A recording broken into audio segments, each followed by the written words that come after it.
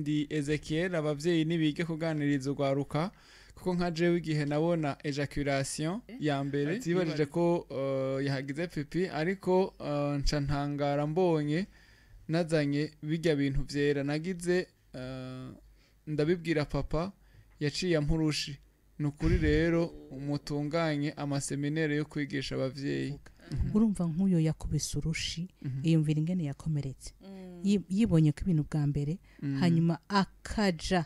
mu mutwiwe umuntu akuze kuriwe avuga ati uyu muntu yobimbwira neza ni papa ni wari umuhungu ibintu nibonye ko nibiki acaragenda kuyimubaza nawe aramukubita urushingo uravyumva ukomereka kabiri nukuvuga ibisubira kukubako vyose atopri d'abord warukeneye réponse warukeneye inyishu ucuja kurondera umuntu abikubwira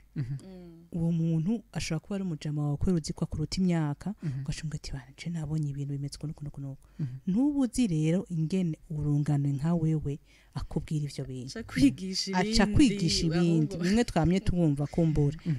ugahera ngaho utamenya ingene uvyifatamo mugabo nk'ubu yuwo muvyeyi acambwira ati reka kwibariza naho abantu bumva ngo nakwereke tugenda ahantu akacambwira ati burya rero erega ikibazo tugira nuko tundatswebwe bitugora no kwivuga ariko umwana burya aratahura ko imbere yuko uba mama ni wabaye umusore warabaye inkumi uca umubwira ko mbure kuri wowe ngene vyakugendeye